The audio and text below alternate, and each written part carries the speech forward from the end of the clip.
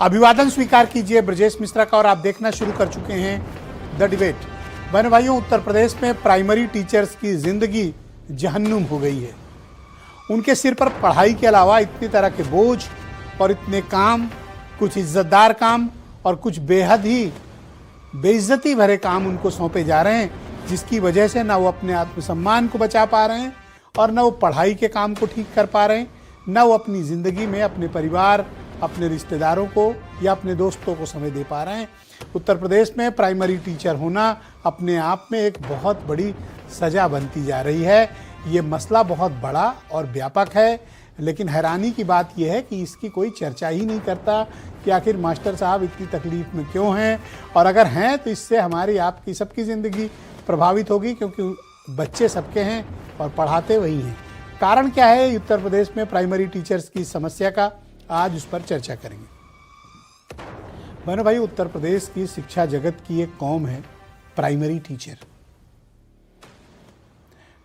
उत्तर प्रदेश में इनकी तादाद 8-9 लाख के आसपास है, लेकिन ये उत्तर प्रदेश के प्राइमरी टीचर के मास्टर साहब पढ़ाने के अलावा जितने भी काम हैं सब करते हैं। क्या क्या करते हैं मैं आपको गिनाऊंगा, कुछ एक बताऊंगा और फिर उसके बाद डिटेल बताऊंगा। जब ये सुबह आते हैं तो पहले सबकी डिजिटल अटेंडेंस भरते हैं। 36 तरह के ऐप हैं, 36 ऐप, उससे ज़्यादा ही होंगे, जिनको ये प्रतिदिन ऑनलाइन उस पर डेटा भरते हैं, तस्वीरें खींचते हैं, वीडियो बनाते हैं, अपनी जीपीएस लोकेशन देते हैं और भरते हैं।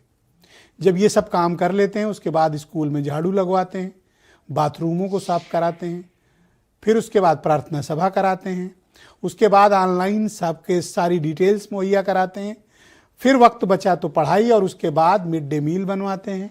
मिड डे मील के बाद फिर रिपोर्टिंग होती है, और जब ये सब कर लिए होते हैं उसके बाद उनको जनगणना का काम, मतगणना का काम, SIR का काम, राष्ट्रीय कार्यक्रम कराए जाते हैं, ईंधन का इंतजाम, और फिर शाम को प्रधान जी कहते हैं कि मास्टर साहब सुबह बाज़ार से सब्जी और अनाज भी लेते आना, क्योंकि कल बनेगा क्या, अभी इसकी तैयारी नहीं है।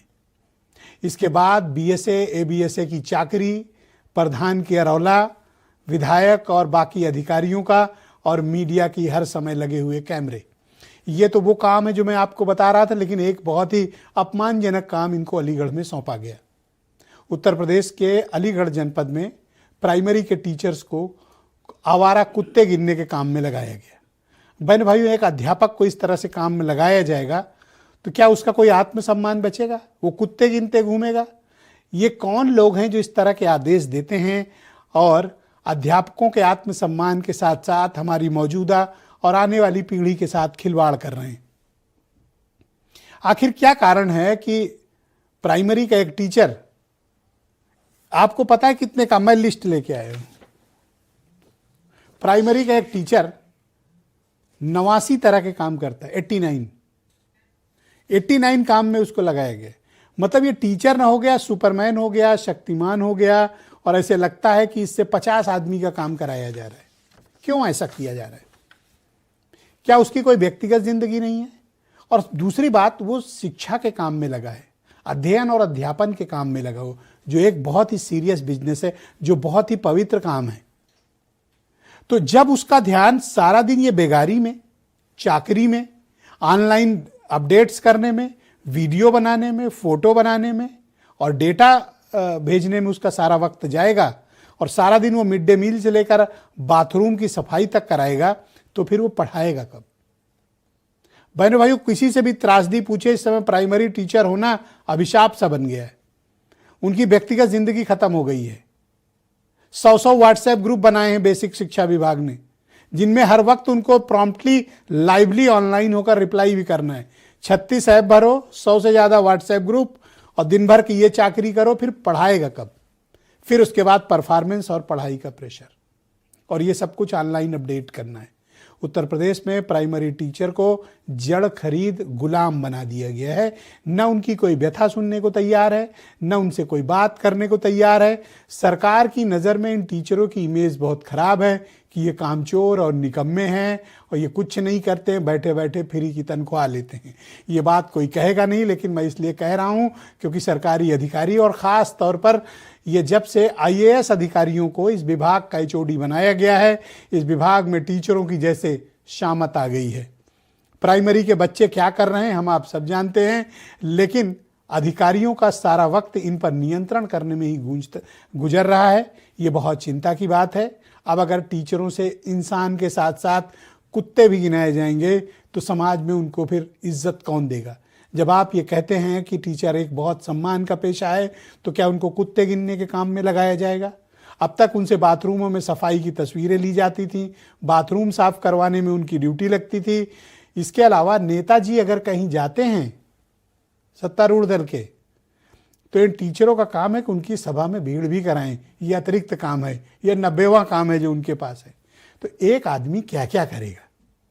क्या वो 50 आदमी है? क्या वो सुपरमैन है? क्या वो शक्तिमान है? और क्या ईश्वर ने उनको 10-20 हाथ 10-20 टांगे दे रखी हैं? आखिर इनके साथ इस तरह का व्यवहार क्यों हो रहा है? सरकार, संगठन और टीचर्स, इनके बीच का जो तालमेल है, ये आईएएस अधिकारियों ने ऐसा गड़बड़ाया है कि आज टीचर सर्वाधिक आपको या तो तनाव में मिलेगा या अवसाद से ग्रस्त होगा, जिसे हम डिप्रेशन कहते हैं। वो फिर हमारे आपके बच्चों को क्या पढ़ाएगा? तो आज की चर्चा पूरे समाज के लिए है और एक व्यापक चर्चा है, एक चिंता का विषय है। तो जो लोग भी ये डिबेट देख रहे हो, कृपया अपनी अपनी राय भी फेसबुक, ट्विटर, यूट्यूब, व्हाट्सएप, जहां भी आप इस डिबेट को देख रहे हैं, अपनी राय भी हमको भेजते रहिए। कुछ बयान सुने आप, फिर टीचरों पर चल रहे इस वज्रपात के बारे में पूरी चर्चा। आखिर किन परिस्थितियों बस उन्होंने ऐसा निर्णय लिया है, ये थोड़ा जानना जरूरी है और मैं निश्चित बात करूंगा। थोड़ा ये व्यवहारिक नहीं लग रहा है, मुझे भी अच्छा नहीं लग रहा है, तो मैं निश्चित उनसे बात करूंगा। इन्होंने जो पूरी की पूरी शिक्षा नीति है उसको बर्बाद करके रख दिया। इन्होंने पढ़ाई के सिस्टम को चौपट कर दिया।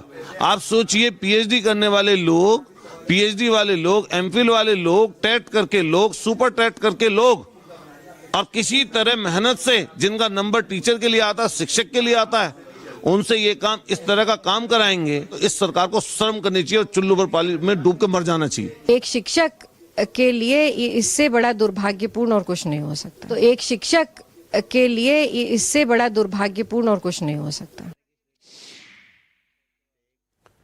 संजय सिंह हैं, रूलिंग पार्टी के प्रवक्ता हैं और ये भी बेसिक स्कूल में यानी प्राइमरी स्कूल में पढ़ के आए हैं। फराज किदवई समाजवादी पार्टी के प्रवक्ता हैं, शायद ये कॉन्वेंट स्कूल से पढ़े होंगे। विजय कुमार बंधु अटेवा के अध्यक्ष हैं। योगेश त्यागी जूनियर शिक्षक संघ के अध्यक्ष हैं। Doctor Dinesh Chandra Sharma teachers association के जाने माने लीडर्स हैं, पहले प्रदेश अध्यक्ष थे, आजकल टीएफआई के यानी टीचर्स फेडरेशन ऑफ इंडिया के राष्ट्रीय अध्यक्ष हैं। इनका प्रमोशन हो गया है। टीचर तो अवसाद में है, परेशानी में है, तनाव में है, पर शर्मा जी का प्रमोशन हो गया। वीरेंद्र जी भी हमारे साथ मौजूद हैं, हमारे स्टेट हेड। आप सभी का